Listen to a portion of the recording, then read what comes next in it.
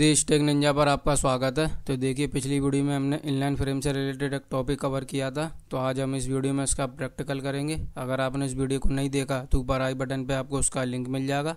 तो देखिए, यहाँ पर प्रैक्टिकल करने के लिए मैं VS कोड का यूज़ कर रहा हूँ। आप चाहे तो किसी भी कोड एडिटर का यूज़ कर सकते हो। इसके अंदर भी मैंने वही सेम डॉक्यूमेंट का यूज़ किया है जिसे हम पिछली कई वीडियोज़ में यूज़ करते आ रहे हैं। तो आप भी पहले इस डॉक्यूमेंट को बना लें। तो चलिए स्टार्ट करते हैं। तो देखिए, इनलाइन फ्रेम के बारे में मैंने आपको पिछली वीडियो में बताया था कि इसके अंदर हम किसी इंटरनल पेज या एक्सटर्नल वेबसाइट को लिंक करके अपने सिंगल पेज के अंदर दिखा सकते हैं। तो आइए देखते हैं हम इसको लिखने का तरीका। तो देखिए, इसको लिखने के लिए हम सबसे पहले लिखते हैं आई फ्रेम। आई फ्रेम का मतलब होता है इनलाइन फ्रेम, कुछ इस तरीके से। फिर इसके बाद हम यूज़ करते हैं इसके सबसे मेन एट्रीब्यूट का, जो कि है सोर्स। सोर्स को हम लिखेंगे SRC। तो यहाँ पर मैंने SRC लिख दिया। इसके अंदर हम देते हैं अपनी फाइल का नेम। यहाँ पर आप किसी वेबसाइट का यूज़ भी कर सकते हो। तो यहाँ पर मैं एक एक्सटर्नल वेबसाइट का यूज़ कर रहा हूँ आपको समझाने के लिए। तो उसके लिए मैं यहाँ पे लिखूँगा https:// और यहाँ पर मैं विकीपीडिया को दे देता हूँ।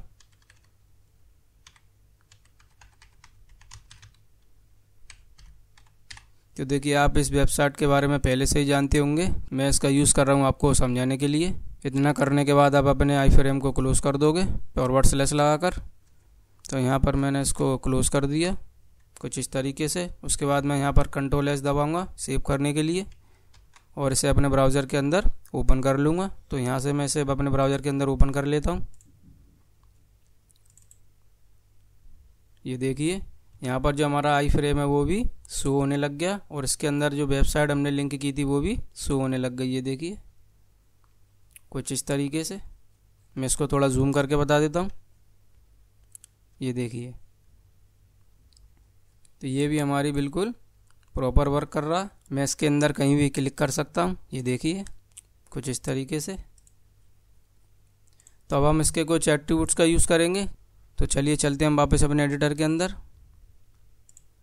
और यहाँ पर हम यूज़ करेंगे अब विथ एट्रीब्यूट का। तो यहाँ पे मैं लिखूँगा विथ और विथ के अंदर मैं डिफाइन करूँगा अपनी वैल्यू जितनी मुझे विथ चाहिए। तो यहाँ पर मैं एग्जांपल के लिए कर देता हूँ 500।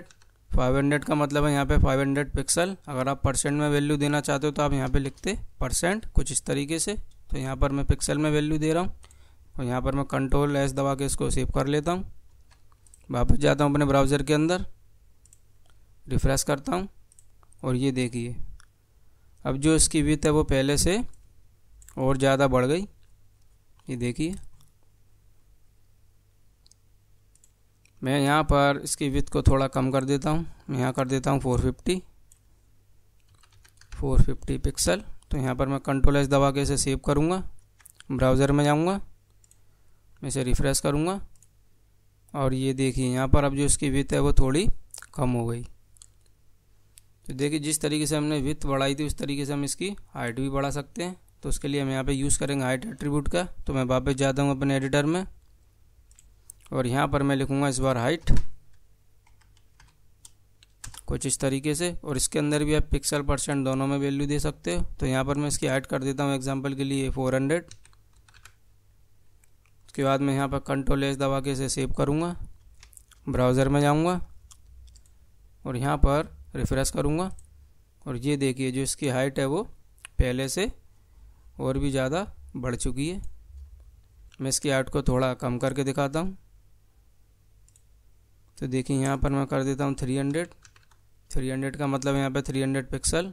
तो मैं इसे Ctrl+S दबा के सेव करूँगा, ब्राउज़र में जाऊँगा, इसे रिफ़्रेश करूँगा और ये देखिए, अब जो इसकी हाइट है वो पहले से कम हो चुकी है। अब यहाँ पर देखिए, जो आपको चारों तरफ ये लाइन दिख रही है ये हमारी बॉर्डर होती है। अगर आप इसको हटाना चाहते हो तो हम यहाँ पर एक प्रॉपर्टी का यूज़ करते हैं जिसका नेम है फ्रेम बॉर्डर। तो हम जाते हैं वापस अपने एडिटर के अंदर और यहाँ पर हम इस बार लिखेंगे फ्रेम बॉर्डर। तो देखिए, यहाँ पर मैंने लिख दिया फ्रेम बॉर्डर। इसकी दो ही वैल्यू होती है, 1 या 0। तो जो 1 है इसकी डिफ़ॉल्ट वैल्यू है। अगर मैं यहाँ पर इसको 1 दे दूँगा, Ctrl+S करूँगा, ब्राउज़र के अंदर जाऊँगा और इसे रिफ़्रेश करूँगा तो आपको कोई भी चेंजेस नज़र नहीं आएंगे। तो यहाँ पर मैंने इसे रिफ़्रेश किया और ये देखिए, अभी भी जो इसका बॉर्डर है वो यहाँ पर शो हो रहा है। तो अब मैं आपको इसे हटा कर दिखाता हूँ। तो मैं गया अपने एडिटर में और यहाँ पर मैं इसकी वैल्यू कर दूँगा 0, कुछ इस तरीके से। यहाँ पर मैं Ctrl+S दबाऊँगा सेव करने के लिए ब्राउज़र में जाऊँगा और अब जो उसका बॉर्डर है वो रिफ्रेश करने पर हाइड हो जाएगा। तो देखिए यहाँ पर मैंने रिफ्रेश किया और ये देखिए अब जो इसका बॉर्डर है वो यहाँ से हाइड हो चुका है। तो यही काम होता है हमारा फ्रेम बॉर्डर का। तो मैं यहाँ पर इसकी वैल्यू अभी फिर से कर देता हूँ 1। तो देखिए पिछली वीडियो में मैंने आपको बताया था कि जो हमारा ये फ्रेम बॉर्डर एट्रीब्यूट है इसे HTML5 में रिमूव कर दिया गया है, तो आप इसका यूज़ ना करें। इसके बाद मैंने आपको एक सेकंड एट्रीब्यूट बताया था जो कि था अलाइन। तो उसके लिए हम यहाँ पे लिखेंगे अलाइन।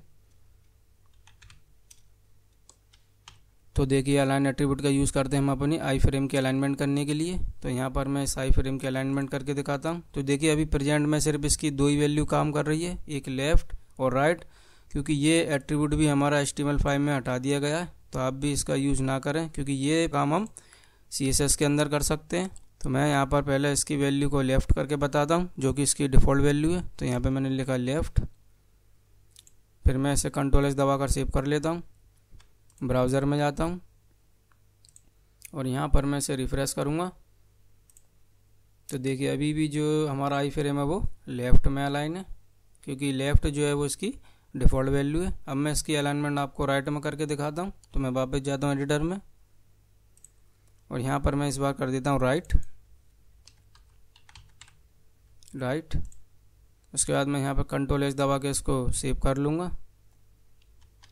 वापस जाऊँगा अपने ब्राउज़र के अंदर, रिफ़्रेश करूँगा और ये देखिए इस बार जो हमारा आई फ्रेम है वो राइट में अलाइन हो गया।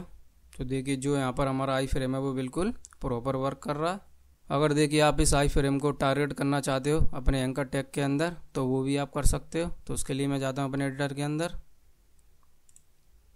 तो देखिए पिछली वीडियो में मैंने आपको एक नेम एट्रीब्यूट के बारे में बताया था, तो उसको हम यहाँ पर यूज़ करते हैं कुछ इस तरीके से। तो आप इसके अंदर यूनिक और डुप्लीकेट दोनों टाइप्स की वैल्यू दे सकते हो। तो यहाँ पर मैं इसको एक नेम दे देता हूँ आई फ्रेम। आप जो चाहे वो नेम दे सकते हो इसके अंदर। तो मैंने देखिए यहाँ पर इसको नेम दे दिया आई फ्रेम। बस ध्यान रहे आपको इसके अंदर अल्फ़ाबेट्स में वैल्यू को देना है। उसके बाद मैं यहाँ पर एक एंकर टैग ले लेता हूँ सबसे ऊपर स्टार्टिंग में। आप चाहे तो इसे यहाँ पर बॉटम पर भी लिख सकते हो। तो यहाँ पर मैंने लिखा ए का मतलब होता है एंकर। फिर उसके बाद मैं यहाँ यूज़ करूँगा href और इस बार मैं href के अंदर इस वाले URL का यूज़ करूँगा। तो यहाँ पर मैं इसको यहाँ से कट कर लेता हूँ Ctrl+X दबाकर, क्योंकि अब हमको इसके अंदर URL देने की ज़रूरत नहीं है। और यहाँ पर मैं इसको एंकर टैग के अंदर Ctrl+V दबाकर पेस्ट कर लूँगा कुछ इस तरीके से। और उसके बाद मैं यहाँ पर इस एंकर टैग को क्लोज कर दूँगा और यहाँ पर मैं एग्जाम्पल के लिए लिख देता हूँ ओपन विकीपीडिया। आप जो चाहे वो नेम ले सकते हो इसके अंदर। तो देखिए एंकर टैग के बारे में मैं आपको पिछली वीडियोज़ में बता चुका हूँ। अगर आपने इस वीडियो को नहीं देखा है तो ऊपर आई बटन पे मैं आपको इसका लिंक दे दूँगा। तो देखिए यहाँ पर मैंने एंकर टैग के अंदर एक URL दे दिया है और इस URL को मैं ओपन करूँगा इस आई फ्रेम के अंदर। तो यहाँ पर अब हम यूज़ करेंगे अपने टारगेट एट्रीब्यूट का। तो देखिए टारगेट एट्रीब्यूट के बारे में भी मैं आपको पिछली वीडियो में बता चुका हूँ। तो यहाँ पर हम लिखेंगे टारगेट और इसके अंदर हमारे पास पहले से ही 4 वैल्यू होती हैं। तो यहाँ पर अब हम यूज़ करेंगे अपने आई फ्रेम के नेम का। तो यहाँ पर आपको देना आई फ्रेम। आप टारगेट के अंदर वही नेम दोगे जो आपने आई फ्रेम के अंदर दिया है नेम एट्रीब्यूट के अंदर। अगर आप यहाँ पे कोई और नेम लेते तो वो नेम आप इस टारगेट के अंदर लिखते। तो यहाँ पर मैंने अब क्या किया, इस आई फ्रेम को टारगेट कर लिया इस एंकर टैग के अंदर। तो अब मैं इसे Ctrl+S दबा के सेव करूँगा, ब्राउज़र में जाऊँगा और यहाँ पर मैं इसको रिफ़्रेश करूँगा। तो देखिए यहाँ पर जो हमारा लिंक है वो विजिबल हो गया और जो हमारा डिफ़ॉल्ट URL था वो भी यहाँ पर शो नहीं हो रहा, क्योंकि हमने वहाँ से उसे रिमूव कर दिया। तो मैं जैसे इस लिंक पे क्लिक करूँगा तो ये लिंक हमारा इस आई फ्रेम के अंदर ओपन हो जाएगा। तो देखिए मैंने इस पर क्लिक किया और ये देखिए यहाँ पर जो हमारा URL है वो इसके अंदर ओपन हो गया। तो मैं वापस जाता हूँ अपने एडिटर के अंदर और यहाँ पर मैं आपको इसके अंदर एक इंटरनल पेज को भी ओपन करके बताऊँगा। तो उसके लिए मैं यहाँ पर एक पेज को क्रिएट कर लेता हूँ। तो उसके लिए मैं गया अपने फाइल वाले टैब में, फिर मैंने क्लिक किया न्यू टेक्स्ट फाइल में और यहाँ पर भी मैं क्या करूँगा, इसी कोड को कॉपी पेस्ट कर दूँगा। तो यहाँ पर मैं सबसे पहले Ctrl+A दबा के इसको ऑल सेलेक्ट कर लेता हूँ, फिर Ctrl+C से इसको कॉपी करूँगा। फिर मैं जाऊँगा अपने सेकंड डॉक्यूमेंट के अंदर और यहाँ पर मैं Ctrl+V दबा कर इसको पेस्ट कर दूँगा कुछ इस तरीके से और यहाँ से मैं इसे रिमूव कर देता हूँ। और इसके अंदर मैं लिख देता हूँ एक हेडिंग टैग। तो उसके लिए मैं यहाँ पे लिखूँगा H1 और यहाँ पर मैं एग्जांपल के लिए लिख देता हूँ इनलाइन फ्रेम। और उसके बाद मैं यहाँ पर इसको फॉरवर्ड स्लैश लगा के क्लोज कर दूँगा कुछ इस तरीके से। और यहाँ पर भी मैं लिख देता हूँ इनलाइन फ्रेम कुछ इस तरीके से। और यहाँ पर मैं इसको कंट्रोल एस दबा के सेव कर लूँगा।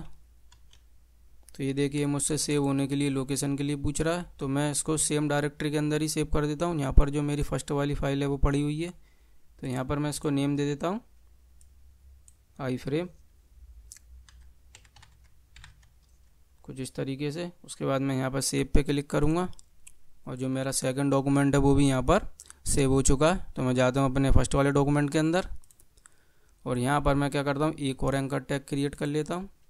आप चाहे तो इसको डायरेक्टली यहीं पर ही लिंक कर सकते हो जो आपकी सेकंड वाली फाइल है। तो यहाँ पर मैं आपको इसे एंकर टैग से टारगेट करके बता रहा हूँ। तो यहाँ पे मैंने लिखा ये, उसके बाद मैंने यहाँ पे लिखा HREF और यहाँ पर मैं इस बार दूंगा अपनी इंटरनल फाइल का नेम जो कि है iframe.html। तो यहाँ पे मैं लिखूँगा iframe.html। अगर आपकी ये फाइल किसी सब फोल्डर के अंदर होती तो आप यहाँ पर पहले फोल्डर का नेम देते और उसके बाद फॉरवर्ड स्लैश का। तो यहाँ पर अब हम यूज़ करेंगे अपना टारगेट एट्रीब्यूट का। तो यहाँ पे मैंने लिखा टारगेट और यहाँ पर भी हम इसी वाले नेम का यूज़ करेंगे। तो यहाँ पे मैंने लिखा आई फ्रेम कुछ इस तरीके से। तो देखिए यहाँ पर भी मैंने आई फ्रेम इसलिए लिखा है क्योंकि हम इसी आई फ्रेम को टारगेट कर रहे हैं इन दोनों लिंक का यूज़ करके। तो यहाँ पर भी मैंने इसको फॉरवर्ड स्लैश लगा के क्लोज किया और यहाँ पर मैंने लिख दिया ओपन इंटरनल पेज। आप चाहे तो कुछ भी नेम ले सकते हो इसके अंदर। फिर मैंने यहाँ पर कंट्रोल एस दबा के इसको सेव किया। फिर मैं गया अपने ब्राउज़र के अंदर और यहाँ पर मैंने रिफ्रेश किया। तो देखिए जो मेरा यहाँ पर सेकंड लिंक है वो भी यहाँ पे शो हो रहा है। तो मैं इसको क्या करता हूँ नेक्स्ट लाइन में कर देता हूँ। तो उसके लिए मैं यहाँ पे यूज़ करूँगा BR टैग का जिसका यूज़ होता है लाइन ब्रेक के लिए। तो यहाँ पे मैंने लिखा BR, उसके बाद मैंने इसे कर दिया यहाँ पर क्लोज और उसके बाद कंट्रोल एस दबा के मैंने इसको सेव किया। फिर वापस गया मैं अपने ब्राउज़र के अंदर, रिफ़्रेश किया और अब देखिए जो हमारा लिंक है वो नेक्स्ट लाइन से आया। तो अब मैं इस पर जैसे ही क्लिक करूँगा तो हमारा जो सेकंड पेज है वो ओपन हो जाएगा जो कि है एक इंटरनल पेज। तो मैंने इस पर क्लिक किया और ये देखिए जो हमारा सेकंड पेज है वो भी यहाँ पर ओपन हो गया। हमने उसके अंदर लिखा था इनलाइन फ्रेम। तो ये भी बिल्कुल हमारा प्रॉपर वर्क कर रहा है। तो वापस जाते हैं हम अपने एडिटर के अंदर। तो देखिए टारगेट के अंदर मैंने आपको दो वैल्यू और बताई थी पिछली वीडियो में जो कि थी _top और _parent। उसका प्रैक्टिकल हमने नहीं किया था, तो इस वीडियो में आपको मैं उसका प्रैक्टिकल करके बता देता हूँ।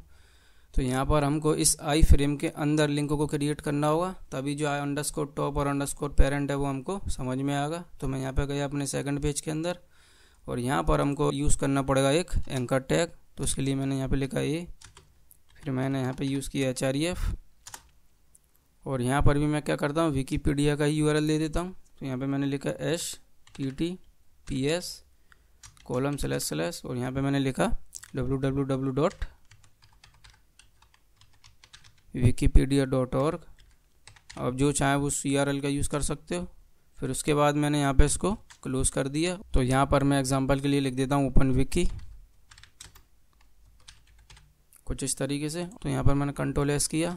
तो अभी मैं इसको यहाँ पर आपको ऐसे ही ओपन करके बता देता हूँ। तो उसके लिए मैं जाऊँगा सबसे पहले अपने फर्स्ट वाले पेज पे और यहाँ पर हमको अपने सेकंड वाले इस फ्रेम को लिंक करना होगा। तो यहाँ पे मैंने लिखा iframe.html कुछ इस तरीके से।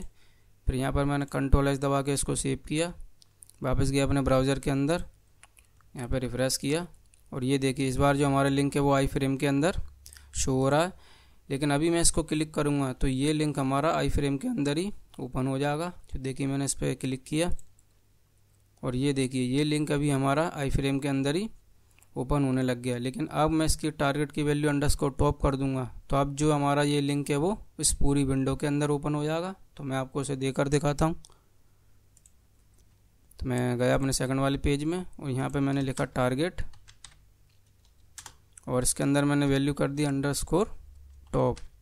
उसके बाद मैंने इसको यहाँ पर कंट्रोल एस दबा के सेव किया, ब्राउज़र में गया, यहाँ से मैंने इसे रिफ्रेश किया और अब क्या होगा, अब मैं इस लिंक पे जैसे क्लिक करूँगा तो अब की बार जो हमारा ये लिंक है वो पूरी विंडो के अंदर ओपन हो जाएगा। तो मैंने इस पर क्लिक किया और ये देखिए इस बार जो हमारा लिंक है वो इस पूरी विंडो के अंदर ओपन हो गया। यही काम होता है हमारा अंडरस्कोर टॉप का।